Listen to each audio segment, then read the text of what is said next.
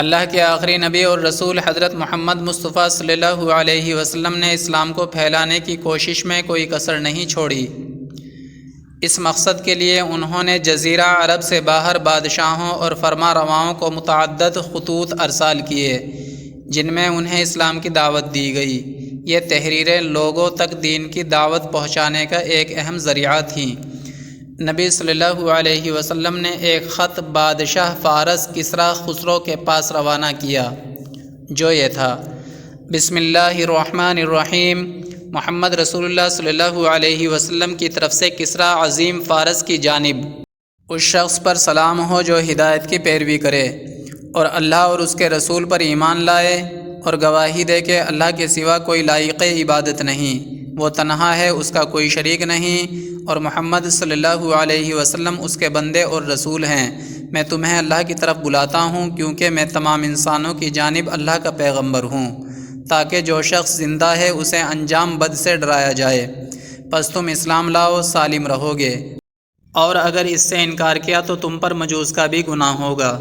اس خط کو لے جانے کے لیے آپ صلی اللہ علیہ وسلم نے حضرت عبداللہ بن حذافہ رضی اللہ عنہ کو منتخب فرمایا۔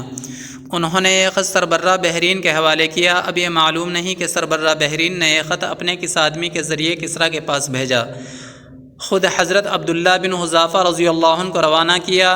بہرحال جب یہ خط کسریٰ کو پڑھ کر سنایا گیا تو اس نے چاک کر دیا اور نہایت متکبرانہ انداز میں بولا: میری رعایا میں سے ایک حقیر غلام اپنا نام مجھ سے پہلے لکھتا ہے۔ رسول اللہ صلی اللہ علیہ وسلم کو اس واقعے کی جب خبر ہوئی تو آپ نے فرمایا: اللہ اس کی بادشاہت کو پارا پارا کرے، اور پھر وہی ہوا جو آپ نے فرمایا تھا۔ چنانچہ اس کے بعد کسریٰ نے اپنے یمن کے گورنر بازان کو لکھا کہ یہ شخص جو حجاز میں ہے، اس کے یہاں اپنے 2 توانا اور مضبوط آدمی بھیج دو کہ وہ اسے میرے پاس حاضر کریں۔ بازان نے اس کی تعمیل کرتے ہوئے 2 آدمی منتخب کیے، ایک اس کا قہرمان بانویہ جو حساب دان تھا اور فارسی میں لکھتا تھا، دوسرا خرخسرو، یہ بھی فارسی تھا، اور انہیں ایک خط دے کر رسول اللہ صلی اللہ علیہ وسلم کے پاس روانہ کیا جس میں آپ کو یہ حکم دیا گیا تھا کہ ان کے ساتھ کسریٰ کے پاس حاضر ہو جائیں۔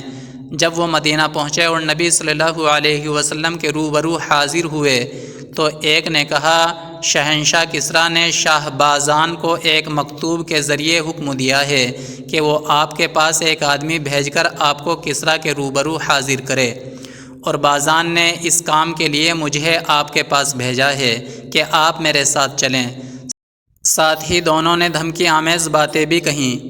آپ نے انہیں حکم دیا کہ کل ملاقات کریں۔ ادھر عین اسی وقت جبکہ مدینہ میں یہ دلچسپ مہم درپیش تھی، خود خسرو پرویز کے گھرانے کے اندر اس کے خلاف ایک زبردست بغاوت کا شعلہ بھڑک رہا تھا، جس کے نتیجے میں قیصر کی فوج کے ہاتھوں فارسی فوجوں کی پے در پہ شکست کے بعد اب خسرو کا بیٹا شیرویہ اپنے باپ کو قتل کر کے خود بادشاہ بن بیٹھا تھا۔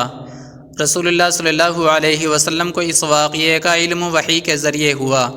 چنانچہ جب صبح ہوئی اور دونوں فارسی نمائندے حاضر ہوئے تو آپ نے انہیں اس واقعے کی خبر دی۔ ان دونوں نے کہا: کچھ ہوش ہے، آپ کیا کہہ رہے ہیں؟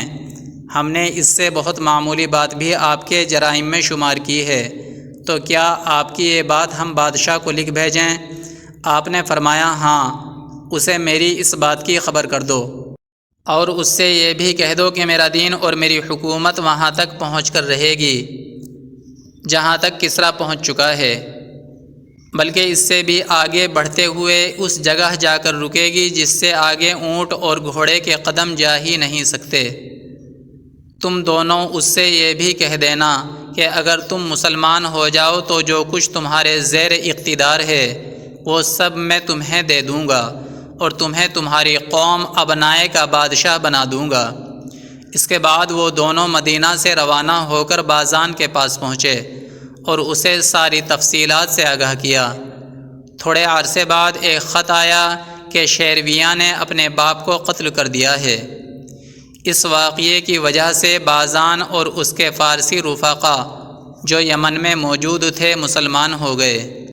دوستوں، آپ سے درخواست ہے کہ برائے مہربانی آپ ہمارے چینل کو سبسکرائب کریں۔ ویڈیو پسند آئی ہے تو لائک اور شیئر کرنا نہ بھولیں۔